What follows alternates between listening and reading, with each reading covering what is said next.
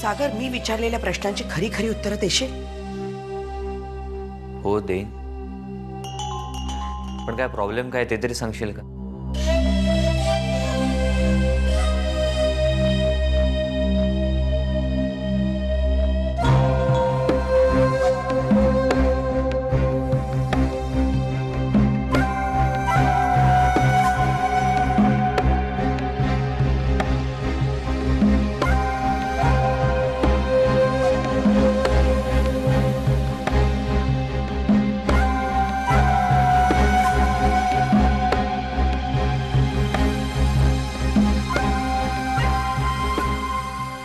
तू खरंच परीक्षेला बसतोस?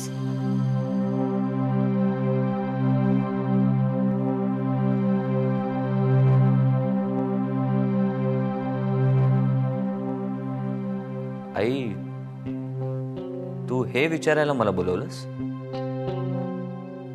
आता इतक्या रात्री? हो, म्हणजे आपल्याला दिवसभर बोलायला वेळ कुठे मिळतो? आणि मुक्तानी मला सांगितल्यापासून मी ठरवलंच होतं तुला विचारायचं. म्हणजे तू सिन्सिअरली अभ्यास करणार असशील ना, तर ऑफिसचं टेन्शन अजिबात घेऊ नकोस. मी तुझ्या बाबांशी बोलते. आणि तसा राकेशही आहेच की ऑफिस सांभाळायला. नाही, मला वाटलं तर मी बोलेन बाबांशी.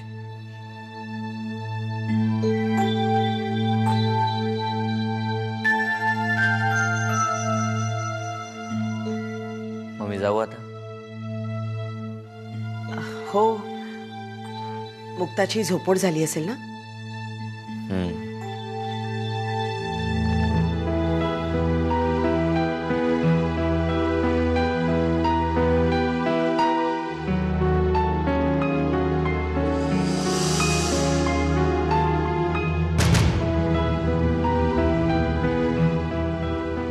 Good night. Good night. आई, मला माहिती आहे तुला वेगळंच काहीतरी बोलायचं होतं.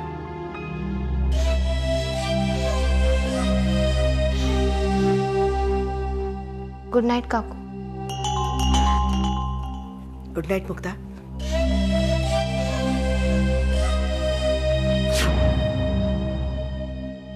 बापरे, थोडक्यात वाचले. आता जर मी मुक्ताला पाहिलं नसतं तर?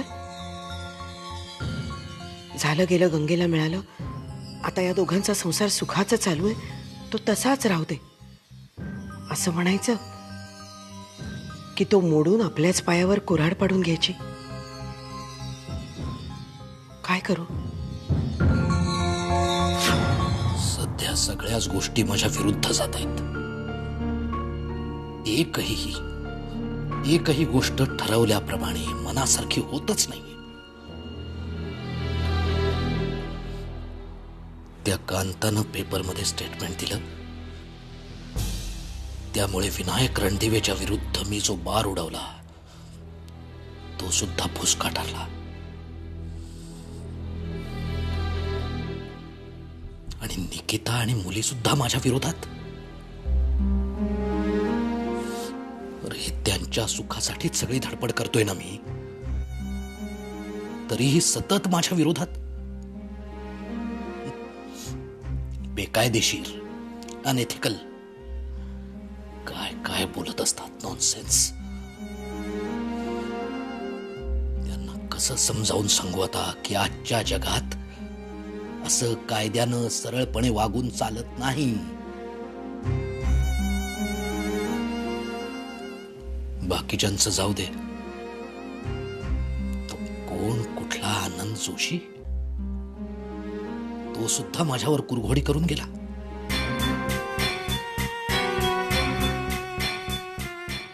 सगळे हिशोब चुकते करायचे, अगदी सगळे. नाहीतर नावाचा अरुण गडकरी नाही मी.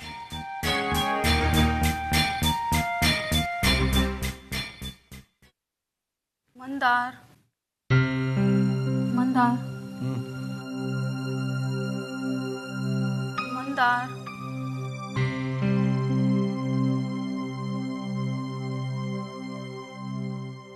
मंदार, झोपलायस? नाचतोय. उठ ना, उठ ना.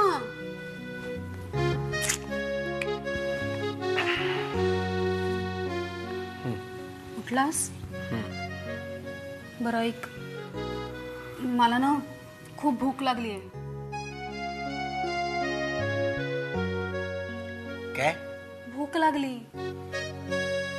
अगं जेवलीस ना व्यवस्थित? फिश करी राईस, नंतर फालुदा खाल्लास, फ्रूट सॅलड खाल्लंस, आईस्क्रीम सुद्धा अरे खाल्लं. पण त्याला 2 तास झाले ना. हो. मग आता? मग आता माझ्यासाठी काहीतरी आण. मी ना डोळे मिटून झोपायचा खूप प्रयत्न केला, पण झोपच लागत नाहीये. तुला आता काही खायला आणू? हो. काय काय आणू खायला? मला ना एक मिनिट. हे बघ, अरबस्तानात किंवा चीनमध्ये मिळेल असं काहीतरी मागू नकोस. जवळच किंवा आपल्या घरातच जे असेल ना तेच माग. कारण काय, मी साधा सुद्धा एक मंदार कामत नावाचा माणूस आहे. म्हणजे दिव्यातला किंवा अंगठीतला राक्षस नाही. म्हणतात युअर इम्पॉसिबल. बरं ऐक, आपल्या फ्रीजमध्ये ना नक्की काहीतरी असेल. पण जे काय आणशील ना ते प्लीज लवकर आण, मला खूप भूक लागली आहे. जो हुकुम मेरे आका. थँक्यू.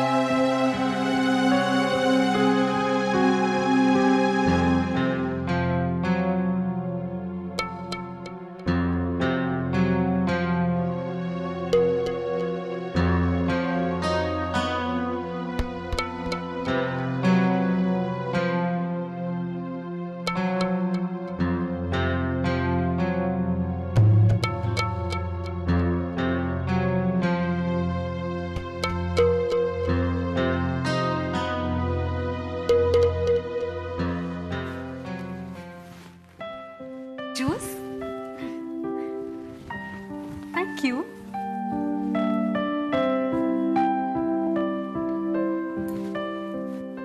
बरं वाटलं. Thank you so much.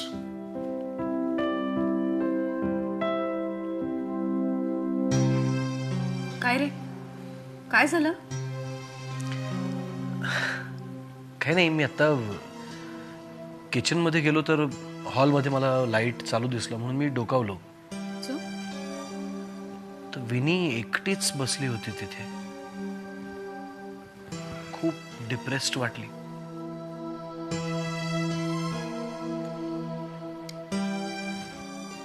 मंदार, निदान एक गोष्ट तरी आहे. ती बिचारी परिस्थितीशी जुळवून तरी घ्यायचा प्रयत्न करते.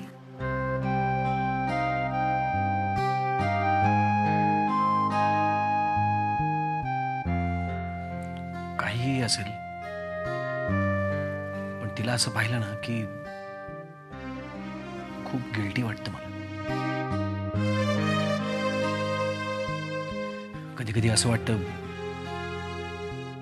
खरंच माझ्या हातात जादूचा दिवा असायला हवा होता. सुशांत आणि विनीचं आयुष्य सुखाने भरून टाकलं असतं. यू नेव्हर नो, कदाचित अशी जादू होईल सुद्धा. आणि त्या दोघांचं आयुष्य अगदी बदलून जाईल.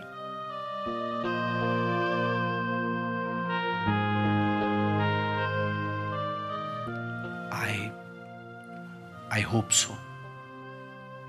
मी टू. मंदार, माझं आणि विनीचं बोलणं झालं. ती अगदी मन मोकळेपणाने बोलत होती. सुरुवातीला जेव्हा तिला सुशांतबद्दल कळलं ना, तेव्हा ती खूप निराश झाली होती. ती खूप चिडली होती, रडली सुद्धा होती. बट यू नो व्हॉट, ती आता खूप धीराने घेते.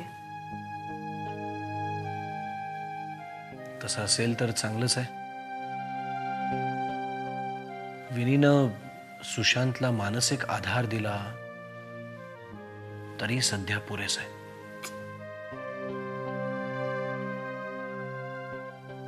अरे तू ज्यूस संपव ना, लगेच झोपूया. 2 तासांनी परत उठायचं आहे ना आपल्याला. मंदार, मी नाही उठवणार तुला. ओके. उपाशी नाही, तुला नाही उठवणार. बाटली आणून ठेव.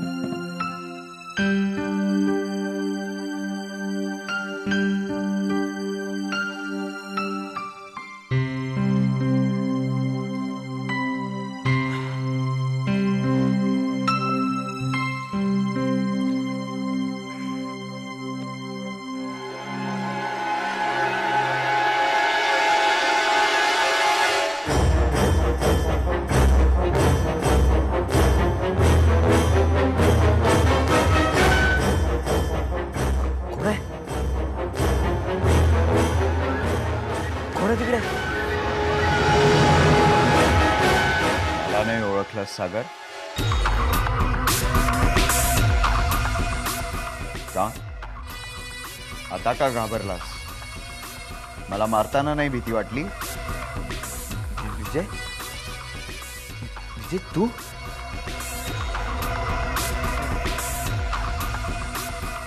काय बोलतोस तू? मी मारलं तुला? सागर, तुझ्यामुळे माझे हे हाल झाले. तुझ्याचमुळे पोलीस माझ्या मागे लागले. तुझ्यामुळे जिवंतपणे मरणाची शिक्षा भोगली आहे मी. तुझ्यामुळे काय काय भोगलाय. तू खुनी आहेस. तू खून केलायस माझा.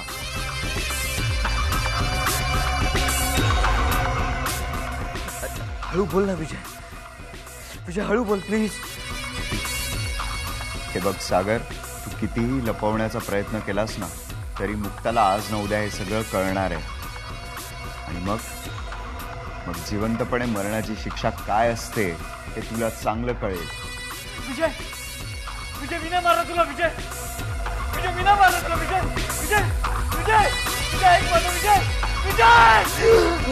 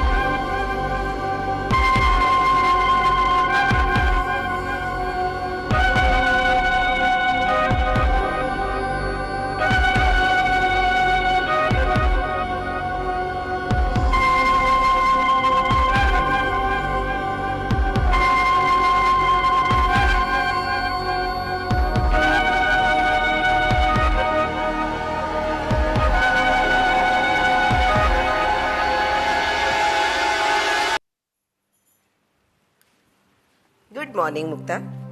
Good morning. आपल्यासाठी मस्त कॉफी कर. काय ग, काय झालं? काही नाही. काही प्रॉब्लेम आहे का? काकू तुम्हाला एक सांगू? बोल. नाही म्हणजे कालपासून सांगायचं होतं मला, पण कळत नव्हतं कसं बोलू. काय झालं? काकू काल मी मेघना काकीला तुमच्या रूम मध्ये शिरताना पाहिलं. त्या तुमच्या कपाटातून पैसे काढत होत्या. काय? हो. हत्या झाली मेघनाची. अगं तिला पैसे हवे होते तर तिने माझ्याकडे मागायचे ना. आता बघ ना, सागरचे बाबा सुद्धा अगदी लहान मोठा काही खर्च असेल तरी माझ्याकडे पैसे मागतात. आणि मी नाही म्हणाले असते का? काकू मी पण हेच म्हणाले त्यांना, तर केवढा राग आला त्यांना. मला म्हणाल्या या घरच्या पैशांवर आमचाही अधिकार आहे. इतकी वर्ष आम्ही लाखो रुपये कमवून आणले तिथे. हो, नाही कोण म्हणतंय. पण काय आहे की माननी सगळी जबाबदारी माझ्यावर टाकली की नाही, मग मी त्यांच्या मर्जीविरुद्ध कशी वागू? आणि मानचा मेघनावर विश्वास नव्हता. असं असताना भाऊजींना येऊ दे, मग मी काय ते बघते. त्यांना पैसे देऊ, अगदी हवे तेवढे देऊ. पण काकू तोपर्यंत काकी गप्प बसणार नाहीयेत. खूप संतापल्यात त्या. अगं पण संताप मलाही येतो ना. राग आला की मीही बोलू शकते. अगं पण हे योग्य आहे का? आणि मुक्ता घरातले सगळेच जर असं वागायला लागले तर या घराचं छे छे. मानी या घराची एक शिस्त लावून दिली आणि ती कुठल्याही प्रकारे मोडायची नाही. तू काळजी नको करू, मी बघते. प्लीज पटकन कॉफी कर ना. आत्ता कर.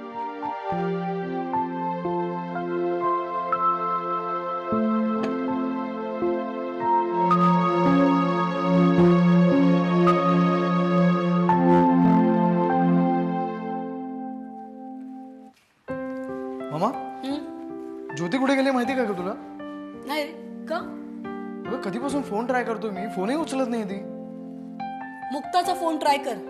मुक्ता बरोबरच असेल ती. दोघी बिझनेस पार्टनर्स आहेत ना. तर मुक्ताशी बोलायचं नाही हा मला. राकेश, मुक्ताशी नको बोलूस, पण ज्योतिषी मात्र नक्की बोल.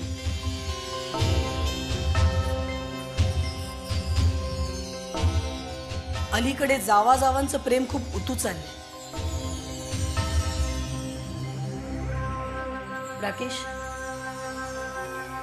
मुक्ता हल्ली ज्योतीला भरपूर काही शिकवायला लागली.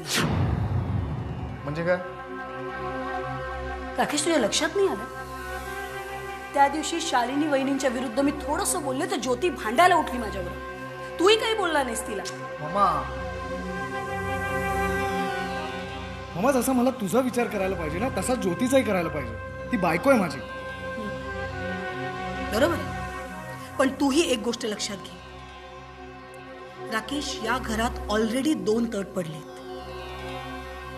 त्यात जर ज्योती पण त्या बाजूची झाली तर आपल्याला जगणं मुश्किल होईल.